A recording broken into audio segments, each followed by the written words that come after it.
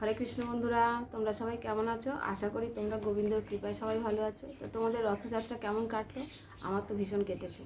তো তোমরা কারা কারা রথযাত্রায় জগন্নাথের রথ টানতে গেছিলে, রথের দড়ি ধরে টেনেছো? তো তোমরা কমেন্ট করে জানাবে। আমি গেছিলাম রবিবার দিনকে আমাদের কলকাতা ইস্কন মন্দিরে। তো ওখানে আমাদের গুরু মহারাজ এসেছিলেন। তো সেই জন্য আমি গেছিলাম যে অন্তত ওনার দর্শন যদি পাই। তো এত ভিড় আর এত আনন্দ সে বলে বোঝানোর বাইরে আর কি। যে আমি ভিডিও করব, তো ছোট ছোট ভিডিও করেছি, আর এত বৃষ্টি পড়ছে তার মধ্যে। তো ইন্দ্র দেবতা আমাদের সব অভিষেক করে দিয়েছে। আমরা যত পাপি সাপি গেছি জগন্নাথের দর্শন করতে, আর জগন্নাথ তো দাঁড়িয়ে রয়েছে বৃষ্টির জন্য সবাইকে যাতে দর্শন দিতে পারে। তো এর মতন আনন্দ কেউ, আমার তো মনে হয় যারা যায় তারাই আনন্দ উপভোগ করে। আর যারা ঘরে বসে থাকে তাদের অনেকের হয়তো পারে না, কিছু করার নেই। যেরকম আমি অনেক ছোট থেকে যেতাম, কিন্তু রথের দড়ি টানার মতন ভয় পেতাম যে পড়ে টড়ে যাবো কোথায়। এত ভিড়, এত ঠেলাঠেলি। সেদিনকে তো এত ভিড়ের মধ্যে ঠেলাঠেলি হচ্ছে, সে মানে ভাবার বাইরে। তো যাই হোক, তোমরা সবাই নিশ্চয়ই আনন্দ করেছো। আমি দুদিন ভিডিও দিতে পারিনি এই কারণে যে এত টায়ার্ড হয়ে গেছি।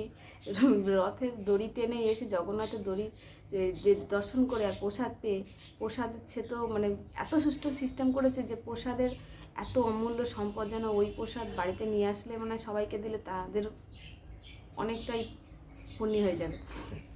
তো চলো আমরা সবাই আগে আমাদের মঙ্গলাচরণ করি। আজকের একটা মঙ্গলাচরণ তোমাদের শোনাবো, যেটা গৌরাঙ্গ মহাপ্রভু যখন নীলাচলে যাচ্ছিল আর কি, যখন যাত্রা শুরু করেছিল তখন। তো তার আগে তো আমাদের মঙ্গলাচরণ করব। তো নমো অজ্ঞানতিমিরান্ধস্য জ্ঞানঞ্জনা শলাকয়া চক্ষুরুন্মিলিতং যেন তস্मै শ্রী গুরুবে নমঃ। শ্রী চৈতন্য মনঃভীষ্টং স্থাপিতং যেন ভূতলে স্বয়ং রূপঃ কদাময়ং দদাপি স্বপদান্তিকম। বন্দেऽহং শ্রীগুরুঃ শ্রীযুতপদকমলং শ্রীরূপং সাগ্রজাতং সহ গণ রঘুনাথং। নিতং তং সজীবং সাদ্বৈতং সাবধূতং পরিজন সহিতং কৃষ্ণ চৈতন্য দেবং শ্রী রাধা কৃষ্ণ পাদান সহ গণ ললিতা শ্রী বিশাখানিতাংশ। হে কৃষ্ণ করুণা সিন্ধু দীনবন্ধু জগৎপতে গোপেশ গোপিকা কান্ত রাধা কান্ত নমস্তুতে। তপ্ত কাঞ্চন গৌরাঙ্গী রাধে বৃন্দেবনেশ্বরী বিশ্বভানুসুতে দেবী প্রণমামি হরিপ্রিয়ে। নীলাচল নিবাসায় নিত্যায় পরমাত্মনে বলভদ্র সুভদ্রাং জগন্নাথায় নমঃ। নমো মহাবদন্নায় কৃষ্ণ প্রেম প্রদায়তে কৃষ্ণায় কৃষ্ণ চৈতন্য নামনে গৌরতিষ্যে নমঃ। বাঞ্ছাকল্পতরুভশ্চ কৃপা সিন্ধু এব চ পতিতানাং পাবনেভ্যো বৈষ্ণভ্যো নমো নমঃ। জয় শ্রীকৃষ্ণ চৈতন্য প্রভু নিত্যানন্দ শ্রী অদ্বৈত গদাধর শ্রীবাসাদি গৌর ভক্তবৃন্দ। হরে কৃষ্ণ কৃষ্ণ কৃষ্ণ হরে হরে, হরে রাম রাম রাম হরে হরে। জয় রাধা মাধব কি জয়, জয় জগন্নাথ বলরাম সুভদ্রা মহারানী কি জয়। ওং অজ্ঞানতিমিরান্ধস্য জ্ঞানঞ্জনা শলাকয়া চক্ষুরুন্মিলিতং নমো বিষ্ণুপাদায় কৃষ্ণপৃষ্ঠায় ভূতলে শ্রীমতে ভক্তিবেদান্ত স্বামী নীতি নামিনে নমস্তে সরস্বতী দেবী গৌরবাণী প্রচারিণ নির্বিশেষ শূন্যবাদী পশ্চাত্যেশ্বতারিণী। জয় জগৎগুরু শিল প্রভুপাদ কি জয়। তো চলো আজকের আমরা শোনাবো যখন গৌরাঙ্গ মহাপ্রভু গেছিল জগন্নাথ নীলাচলে, যখন যাত্রা শুরু করেছিল। জয় জয় গৌরচন্দ্র জয় সর্বপ্রাণ, জয় দৃষ্ট ভয়ঙ্কর সুজয় সৃষ্ট ত্রাণ। জয় শেষ রমাজ ভবের ঈশ্বর, জয় কৃপা সিন্ধু দীনবন্ধু নাসিবর। ভক্ত গোষ্ঠী সহিত গৌরাঙ্গ জয় জয়, কৃপা করো প্রভু যেন তোহে মনোরয়। এটা তোহে মন রয় জানো, কৃপা করো প্রভু যেন সর্বক্ষণ মন তোমার কাছেই থাকে। তো এখানে যখন এটা হচ্ছে গৌরাঙ্গকে নিয়ে তার ভক্তগণ, যে ভক্তগণকে সঙ্গে করে নিয়ে তিনি নীলাচলে যাচ্ছিলেন, তখন তারা গৌরাঙ্গ প্রতি এত মনের ভাব সেইটা তারা প্রকাশ করেছে। তো কত সুন্দর না? তোমরা সুর করে করবে, আমি তো গান করতে পারি না, যার জন্য আমার সুরটা হয় না। তো তোমরা সবাই ভালো আছো নিশ্চয়ই, সকল বন্ধুরা। জগন্নাথ তোমাদের ছেলেমেয়েরা নিশ্চয়ই রথে খুব আনন্দ উপভোগ করেছে। তো চলো শাস্ত্রে কি বলছে দেখো। শাস্ত্রে বলা হয়েছে রথযাত্রা একটি অতি গুরুত্বপূর্ণ দিন। এই দিনে যত নিম্নকুল মানে যতটা পাপী, মানে জানো তো অনেক বড় বড় পাপী, যেমন আমাদের রামায়ণ লিখেছেন বাল্মীকি মহারাজ, তো উনি আগে কি ছিলেন, দস্যু রত্নাকর ছিলেন। আরও আছে, মানে আমরা যখন গুরু মহারাজদের কাছ থেকে শুনি, ওনারা যখন আমাদেরকে শেখান, বলেন যে এত নিম্নকুল তারা আজকে ভগবানের ধামে চলে গেছে। তো নিম্নকুল মানুষ আছে যারা জগন্নাথ দর্শন করতে পারে না, তাদের কৃপা করার জন্য, মানে যারা এতটাই নিচু যে ভগবানকে দর্শন করতে পারে না, তাদেরকে কৃপা করার জন্য জগন্নাথ এই ধরাধামে রথযাত্রা হিসেবে কৃপা করে দর্শন দেওয়ার জন্য ভগবান সোনার সিংহাসন ছেড়ে রাস্তায় নামে। ভগবান রাস্তায় নামে কাদের জন্য? আমাদের জন্য। তো প্রভু জগন্নাথ রথযাত্রায় আমাদের মতো বদ্ধ জীবকে উদ্ধার করার জন্য বাইরে আসেন। শাস্ত্রে বর্ণনা করা হয়েছে, যে যে ব্যক্তি জগন্নাথকে রথে দর্শন করে, রথের দড়ি একবার টানেন, সেই এই জন্ম মৃত্যুর চক্র থেকে মুক্ত হয়ে যায়। দেখেছো জগন্নাথ এত কৃপালু। তোমরা দেখো, আমরা যখন কোনো উপবাস করি, যে আমরা মঙ্গলচণ্ডী করতাম, আগে করতাম মঙ্গলচণ্ডী, বিপত্তারিণী, আর যেমন বিপত্তারিণী আছে, তো অনেক মা বোনেরা সবাই, দিদিভাইরা সবাই বিপত্তারিণী করে। তো এটা কি হয় দেখো, সকাল থেকে উপোস থাকতে হয়, এটা খেতে নেই, ওটা খেতে নেই, এটা করতে নেই। নৃসিংহ চতুর্দশীতে আমরা দুপুর অবধি উপবাস ছিলাম। তারপরে ধরো জন্মাষ্টমী আছে, যেটা আমাদের রাত অবধি, রাত্রি 12টা অবধি উপবাস থাকা, নির্জলা উপবাস থাকতে হয়। শিব চতুর্দশী আছে, অনেক উপবাস আছে যেটা আমাদের পুরো মানে সারাদিন নির্জলাই থাকতে হয়। কিন্তু জগন্নাথ, জগতের যিনি নাথ, তিনি আমাদের এত কৃপা করেছেন, তার জন্য আমাদেরকে কোনোদিন নির্জলা তো দূরের, মানে নির্জলাও আমাদের করতে হয় না। তিনি বলেছেন, তোমরা যেমনি থাকো, যেমনি খাও, যেমনি তোমাদের মনে আছে, তোমরা শুধু আমার কাছে এসো। এইটুখানির জন্য তিনি রাস্তায় নেমেছে, সেই রাস্তাটুকুনি আমরা শুধু ওনার কাছে যাওয়ার জন্য প্রার্থনা করি, যে গোবিন্দ তুমি অন্তত আমাদের দড়িটা ধরে টান দাও। এখানে সেই জন্ম, এবারে কি বলছে শিল ভক্তিবিনোদ ঠাকুর, যিনি হচ্ছেন ভক্তিবিনোদ ঠাকুর, তার অমৃত প্রবাহ ভাষ্যে বর্ণনা করে বলেছেন যে খুব ভোরে স্নান করে শ্রী চৈতন্য মহাপ্রভু শ্রী জগন্নাথ বলদেব সুভদ্রা রথ দর্শন করেছিলেন। এই অনুষ্ঠানকে বলা হয় পাণ্ডু বিজয়া। তিনি অনেক ভোরবেলা উঠে জগন্নাথ বলরাম সুভদ্রার দর্শন করেছিল। যখন জগন্নাথ লক্ষ্মী দেবীর অনুমতি নিয়ে রথে করে গুন্ডিচা মন্দির, গুন্ডিচা জানেন তো, গুন্ডিচা হচ্ছে জগন্নাথের এখানে যে রাজা ছিল, কি নাম সেদিনকে আমি আপনাদেরকে শোনালাম,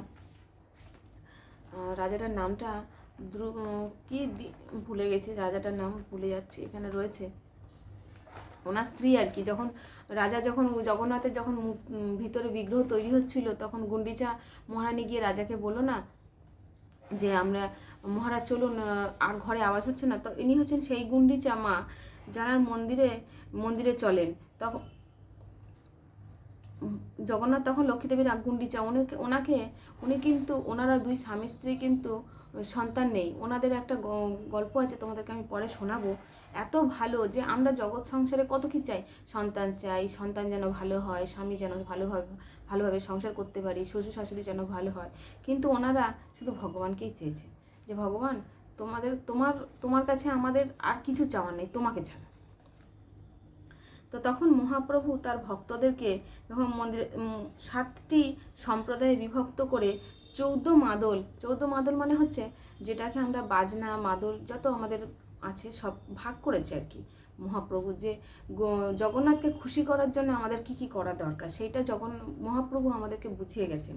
তো সেদিনকে আমি যখন জগন্নাথের দর্শন করতে গেছি, সে বৃষ্টি পড়ছে বলে ভিডিও করতে পারিনি। তোমরা বললে বিশ্বাস করবে না, ছোট্ট বাচ্চা, বউ, ইয়ং মেয়েরা এত সুন্দর নৃত্য করছে, এত সুন্দর করে বোঝাচ্ছে, মানে সে যেন মনে হয়, আমার তো মনে হচ্ছে আমি স্বর্গে পৌঁছে গেছি, যে মানে জগন্নাথের যে ধাম আছে, আমি সেই ধামে চলে গেছি। আমার মনে হচ্ছে যে না, আমি ওদের সঙ্গে নৃত্য করি। কিন্তু বৃষ্টিতে এতটাই ভিজে কাক হয়ে গেছি, ইন্দ্রদেব আমাদেরকে মানে অভিষেক করিয়ে দিয়েছে যে তোমরা জগন্নাথকে দর্শন করতে এসে রথের দড়ি ধরে টানবে, কে কি করে এসেছো,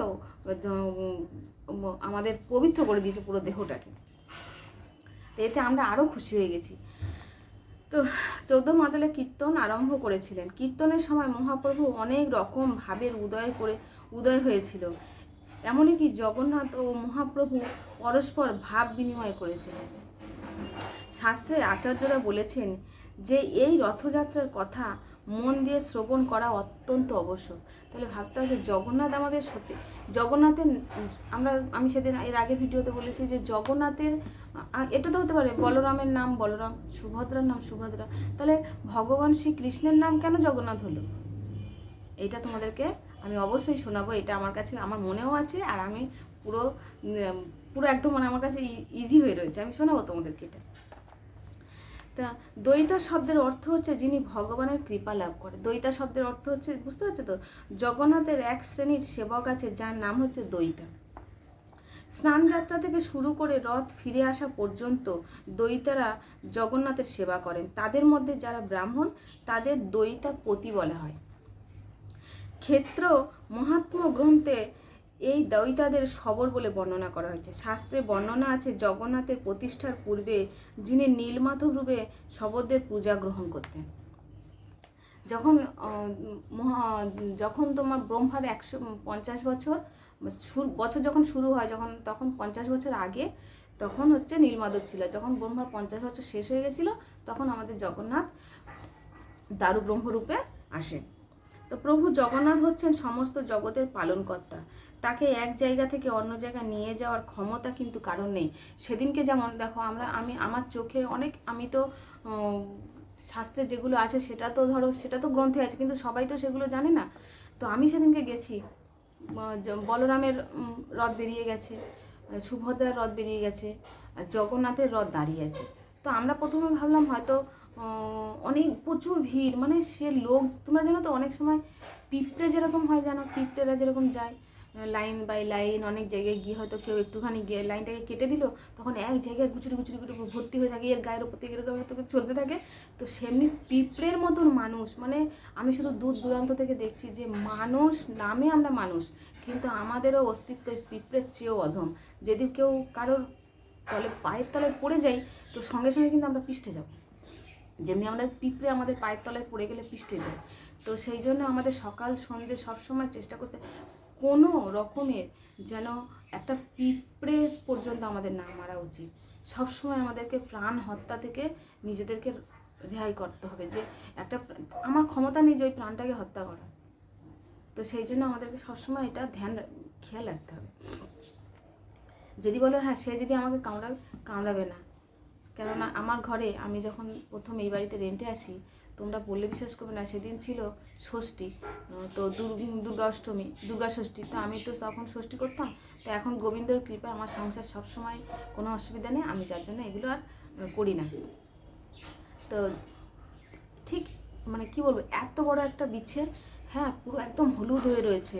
তো আর সেই সময় আমরা এসেছি পুজোর কিছুদিন আগে, আমরা গণেশ পুজো করে ঢুকেছিলাম। তো আমার বাড়ির কর্তা তখন উনি একটা তাড়াতাড়ি করে লাঠি, আমি তাড়াতাড়ি মেরো না, ও বেচারা কোথা থেকে এসেছে ওকে মারবে। তখন কিন্তু আমার এই শাস্ত্রের কোনো রকমের জ্ঞানই ছিল না। আমি না মেরো না, ও রে ও বাচ্চাটা ছেড়ে দাও, ও চলে যাবে ঠিক মতো। তো সত্যি কথা বলতে সেই বিছেটা আজও পর্যন্ত আমার এদিক ওদিক কোনায় ঘুরে বেড়ায়, আমি দেখি, আমি কিন্তু ওকে মারি না। আমি আবার ওকে বলি, এই তুই চলে যা, তুই কোথায় কামড়ে দিবি, তোর গায়ে লেগে যাবে, চলে যা, তোর লাগলে তুই আমাকে কামড়াবি, আবার কামড়ালে আমিও তোকে মারবো, চল। তাই এটা হচ্ছে চেষ্টা করতে হবে আমাদেরকে যাতে না প্রাণ হত্যা হয়। তো জগন্নাথ রথে বসে তার ভক্তদের প্রতি কৃপা করার জন্য লীলাবিলাস করেন। তো সেই জগন্নাথের, আমি বলছি না রথটা হঠাৎ রথ দাঁড়িয়ে আছে, আর গুরু মহারাজরা ওখান থেকে কত সুন্দর সুন্দর প্রবচন দিচ্ছে, সে প্রবচন যেন মানে অমৃত বাণী কানে যাচ্ছে। তো হঠাৎ দেখলাম যে নিচে রথটা কিছু একটা গন্ডগোল হয়েছে, যার জন্য জগন্নাথ দাঁড়িয়ে রয়েছে। তো হরি বল, আমরা তো সবাই মনে করছি যে যারা এই বৃষ্টির কারণে প্রচণ্ড পরিমাণে বৃষ্টি হয়েছে, বৃষ্টির কারণে জগন্নাথকে দর্শন করতে আসতে পারছে না, সেই জন্য জগন্নাথ দাঁড়িয়ে রয়েছে, যে তোমরা জগন্নাথ আমাদের জন্য ওখানে দাঁড়িয়ে রয়েছে, যে কখন ওনারা আসবে আমি তবে যাব। তো হরি বল, সবাই মানে প্রবচন আমরা ওখানে দাঁড়িয়ে শুনছি, আর বৃষ্টিতে তো পুরো একদম ভিজে কাক। তো সবাই বলে, যারা তারকেশ্বরে যায় তারাও বলে যে বৃষ্টিতে 3 দিন ধরে ভিজিয়ে আমাদের কিছু হয় না, পায়ে হাঁটে। তো আমি না আগে খুব ভয় পেতাম, মানে এরকম হয়েছে আমি তারকেশ্বরে কোনোদিন যাইনি, খালি বলতাম না না বাবা আমি হাঁটতে পারবো না, আমার এত ভয়। আমি জগন্নাথের কোনোদিন রথ টানতে যাইনি, খুব ভয় লাগতো। তো আজকে জগন্নাথ আমাকে কৃপা করেছে, আমার মতন অধম জীবকে কৃপা করেছে যে আমি গেছি, রথ টেনেছি, দর্শন করেছি, সে অসম্ভব আনন্দ। তোমরাও নিশ্চয়ই আনন্দ উপভোগ করেছো। সমস্ত কীর্তনিয়া এবং ভক্তদের মাল্য এবং চন্দন দেওয়া হয়েছিল, যত ভক্তগণ ওখানে ছিল আর কি। তবে আমাদের এখানে নয়, কিন্তু ওটা হচ্ছে গৌরাঙ্গ মহাপ্রভুর যুগে, যখন প্রভু ছিল 500 বছর আগে। তাদের মধ্যে মুখ্য দুজন ছিলেন স্বরূপ দামোদর এবং শ্রীধাম। কীর্তনীয়দের 4 সম্প্রদায়ে 24 জন গায়ক এবং প্রতি সম্প্রদায়ে 2 জন করে 8 জন মৃদঙ্গ বাদক ছিলেন। এই 4টি দলে নিত্যানন্দ প্রভু, অদ্বৈত আচার্য, হরিদাস ঠাকুর এবং বক্রেশ্বর পণ্ডিতকে নৃত্য করার আদেশ দিয়েছিলেন মহাপ্রভু। তাহলে দেখো, একটা মানে তাদেরকে নৃত্য করার জন্য মহাপ্রভু আদেশ দিয়েছেন, আর আমরা কি ভগবানের কাছে একটুখানি মানে আনন্দ করতে পারবো না? এটা কোনোদিন হয় নাকি? তো চৈতন্য মহাপ্রভু কার্যকলাপের রহস্য ছিল ভক্তি সিদ্ধান্ত সরস্বতী ঠাকুর বর্ণনা করেছেন। মহাপ্রভু তার অপ্রাকৃত নৃত্যের দ্বারা জগন্নাথের আনন্দ বিধান করেছিলেন। সেখানে বর্ণনা আছে দৃষ্টা এবং দৃশ্য। এখানে এক পরমেশ্বর ভগবান। মহাপ্রভু আরও একটু রহস্য দর্শন হচ্ছে যে একই সময় তিনি 7টি দলে উপস্থিত ছিলেন। এটা কি করে হয়? এটা কি সাধারণ কথা যে মহাপ্রভু 7টা দল করেছে? 7টা দলের মধ্যেই কিন্তু মহাপ্রভু রয়েছে। যখন গোপীরা আর তার পার্শ্বদ দলেরা আর তার 16,108 যতগুলো স্ত্রী ছিল, যখন তিনি লীলা করতেন, তো এটাকে দর্শন করেছিল যে সবার কাছে মানে 16,108 যে পত্নী ছিল না, সবার কাছে শ্রীকৃষ্ণ বিরাজ করছে। আর এখানেও দেখো মহাপ্রভু 7টা যে দল আছে, সেই 7টা দলেই মহাপ্রভু নৃত্য করছে তাদের সাথে। তো ভগবান না, ওটা ভগবান স্বয়ং এখানে ধরাধামে এসে আমাদেরকে বোঝাচ্ছে যে জগন্নাথের কাছে গেলে আমাদের কি কি করণীয়, কি কি করা দরকার। আর ভগবানের জন্য আমাদের কিছু না হোক, জগন্নাথের যারা দর্শন করতে যাবে, কিচ্ছু নাই পারো, অন্তত একটা ছোট্ট হলেও কিছু একটু নিয়ে যেতে হয়। এটা আমাদের গুরু মহারাজরা বলেছেন আর কি। তো যারা যারা জগন্নাথের কাছে গেছো নিশ্চয়ই নিয়ে গেছো। তা দর্শন হচ্ছে উপস্থিত ছিলেন মহাপ্রভুর কৃপায়। এটা কিন্তু সবার কাছে কিন্তু কৃপা হয় না, যে সবাই কিন্তু ভগবানকে দর্শন করতে পারে না। ভগবান যাকে কৃপা করবে, কৃপায় মহারাজ প্রতাপ রুদ্রতা বুঝতে পেরেছিলেন। এই দৃষ্টান্ত থেকে আমরা বুঝতে পারি যে ভগবানের কৃপা ছাড়া তার লীলা বোঝা বড় অসম্ভব। হ্যাঁ, তো এইটা তোমরা মানে ভাবো যে জগন্নাথ কিভাবে আসেন এই ধরাধামে। আমি তো মানে সত্যি আমার খুব আনন্দ। তো চলো তোমাদের আরেকটা আমি গল্প শোনাই। গল্প মানে এটা গল্প নয়, এগুলোকে আমরা গল্প বলি ঠিক কথা, কিন্তু অ্যাকচুয়ালি এটা গল্প নয়, এগুলো হচ্ছে জগন্নাথের লীলা। তার সে যে মানে এত সুন্দর তার বর্ণনা, এর বর্ণনার বাইরে আর কি। তো সেই জন্য মানে জগন্নাথের এত ভালো ভালো এত গল্প, এত সুন্দর সুন্দর তিনি লীলা করেছেন, মানে এগুলো কল্পনার বাইরে। তো এইখানে যখন কৃষ্ণ আর মা লক্ষ্মী যখন কৃষ্ণকে ভোগ অর্পণ করেছিলেন, তখন কৃষ্ণ ভোগ গ্রহণ করেছিলেন। তো কিভাবে আমাদের এই ধরাধামে জগন্নাথের এই প্রসাদ আমাদের এই সমস্ত সংসারে আমরা পাই আর কি। দেখো অনেক সময় আমরা এই যে মহাপ্রসাদ আমরা ঘরে নিয়ে এসে কৌটোর মধ্যে করে রেখে দিয়েছি। আমি তো দেখেছি এর আগের ভিডিওতে, একাদশীর পরের দিনকে, পারণের দিনকে আমি জগন্নাথের প্রসাদ নিয়ে আমি আমার ব্রত ভাঙি। তো সেইটাই আর কি, যে কীভাবে আমাদের এটা হয়েছে। তা এখানে যখন মা লক্ষ্মী ভগবানকে ভোগ অর্পণ করেছিলেন, তা ভোগ অর্পণ করার পরে ওখান থেকে নারদমুনি প্রসাদ পেয়েছিলেন। তো ওই প্রসাদটা উনি এত আনন্দস্বরূপ গ্রহণ করেছিলেন যে নৃত্য করতে করতে উনি ভগবান শিবের কাছে পৌঁছে যায়। তো ভগবান শিব তখন ধ্যান করছিল, ওনার নৃত্যতে ধ্যান ভেঙে গিয়ে উনি জিজ্ঞেস করলেন যে নারদমুনি, তুমি এত নৃত্য করছো, তোমার কিসের এত আনন্দ, তুমি কিসে এত আনন্দ পেয়েছো? তো তখন নারদমুনি বলছে আমি ভগবানের উচ্ছিষ্ট পেয়েছি। তো উচ্ছিষ্ট মানে এর আগে তোমাদেরকে বলছি যে উচ্ছিষ্ট হচ্ছে ভগবানের প্রসাদ, বা আমরা বলি যে বৈষ্ণব সমাজে যেটা হয়, বৈষ্ণবদের প্রসাদ, মহাপ্রসাদ, গুরু মহারাজদের মহাপ্রসাদ, এগুলোকে আমরা বলি উচ্ছিষ্ট। এগুলো সবার ভাগ্যে জোটে না। তো সেটা হচ্ছে প্রসাদ। তো শিব তখন বলছে তুমি প্রভুর প্রসাদ পেলে আর উচ্ছিষ্ট পেলে, আর আমাকে আমি আমি তাহলে পাবো না? তো বলছে আমি তো খেয়ে নিই, আমার তো খাওয়া হয়ে গেছে, আমার তো নেই। তো আমার এই নখের কোণে একটা অন্ন আছে, আমি একমাত্র সেটাই তোমাকে দিতে পারি। তো সেইটা তখন শিব বলল যে ঠিক আছে ওটাই দাও। ওটা খেয়ে তখন শিবও খুব আনন্দ উপভোগ করছে। এমন সময় পার্বতী মারা আসে। তো তখন পার্বতী মা জিজ্ঞেস করছে তোমরা এত আনন্দ? তখন বললো কি এই আমরা প্রভুর মহাপ্রসাদ উচ্ছিষ্ট পেয়েছি। তখন তো পার্বতী বললো তোমরা ভগবানের উচ্ছিষ্ট পেয়েছো আর আমাকে দেবে না? আমি আমি ভগবানের প্রসাদ পাবো না, উচ্ছিষ্ট পাবো না? তখন বলছে কি করে পাবে, আমাদের কাছে তো নেই। তো তখন খুব রেগে গিয়ে উনি তখন এত নৃত্য করছে যে আমাদের ধরাধাম কাঁপছে। এমন সময় নারদমুনি আরও দেবতাগণ সবাই গিয়ে ভগবানকে জানায় যে ভগবান মা আমাদের মা দুর্গা রেগে গেছেন, আপনার উচ্ছিষ্ট পায়নি, আপনি চলুন কোনো একটা কৃপা করুন বলে ভগবান তখন, যেহেতু ভগবানের সম্পর্কিত কিন্তু মা দুর্গা বোন, তো ভগবান তখন ছুটে এসে বলছে যে হ্যাঁ হ্যাঁ ঠিক আছে তুমি রাগ করো না, আমি দেখছি তোমার কি করা যায়। তো বলছে ঠিক আছে আমাকে আপনার প্রসাদ লাগবে। তো বললো ঠিক আছে। তো তখন মা লক্ষ্মী যখন ভগবানকে আবার যখন ভোগ দেয়, তখন সেই প্রসাদটা মা দুর্গাকে দেওয়া হয়। তো এই যে এই প্রসাদটা যখন দেওয়া হয়, তো আমাদের এই ধরাধামে এই প্রসাদটা, ওটাকে আগে তখন মা দুর্গা জগন্নাথ মন্দিরের কাছে বিমলা দেবী রূপে বিরাজ করে। তো সেই বিমলা দেবীর কাছে যখন জগন্নাথের প্রসাদ হয়, প্রসাদ যখন জগন্নাথ পেয়ে যায়, তখন ওই প্রসাদটা যায় বিমলা দেবীর মন্দিরে।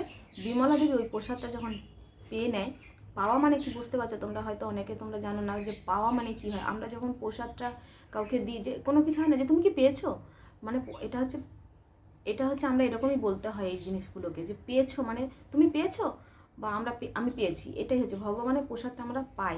আমরা কিন্তু ভগবানের প্রসাদ বলতে পারি না যে মানে এরকম পাওয়াটাই বলে।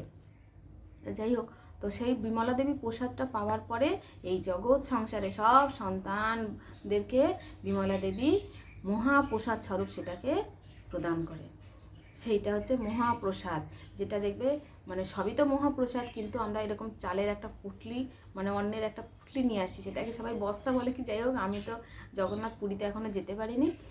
জগন্নাথের মানে জানি না, আমি হয়তো এতটাই পাপী, জগন্নাথ আমাকে সবে মানে আমি গেছি সেদিনকে, ছোটো ছোটো ভিডিও করেছি, তোমাদেরকে দেখাবো। খুব সুন্দর, খুব আনন্দ। জগন্নাথেরও ভিডিও করেছি, বলরাম সুভদ্রারও ভিডিও করেছি।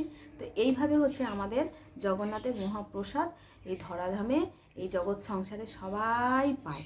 তো তোমাদের আজকে ভিডিও কেমন লেগেছে তোমরা কমেন্ট করবে, শেয়ার করবে, আর সাবস্ক্রাইব করতে কিন্তু ভুলবে না। হরে কৃষ্ণ, রাধে রাধে। আজকে রাখি, হরি বল।